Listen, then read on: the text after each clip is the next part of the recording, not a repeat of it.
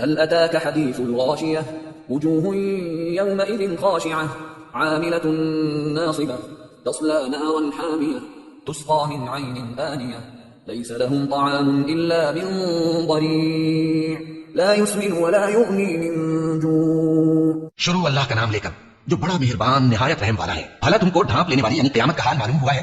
اس روز بہت سے چہرے یعنی لوگ ذلیل ہوں گے، سخت محنت کرنے والے تھکے ماندے دہتی آگ میں داخل ہوں گے. ان کو ایک کھولتے ہوئے چشمے کا پانی پلایا جائے گا. ایک سخت خاردار جھاڑی کے سوا ان کے لیے کوئی کھانا نہیں ہوگا جو نہ مفید غذا بنے اور نہ بھوک پہ کچھ کام آئے. وجوه يومئذ ناعمة لسعيها راضية في جنة عالية لا تسمع فيها لاغية فيها عين جارية فيها سرر مرفوعة وأكواب موضوعة ونمارق مصفوفة وزرابي مبثوثة.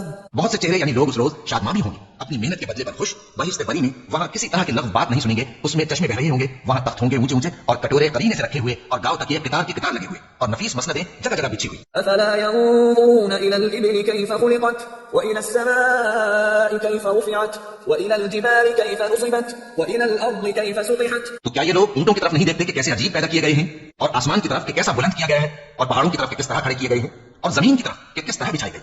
فذكر إنما أنت مذكر لست عليهم بمسيطر إلا من تولى وكفر فيعذبه الله العذاب الأكبر إن إلينا إيابهم ثم إن علينا حسابهم.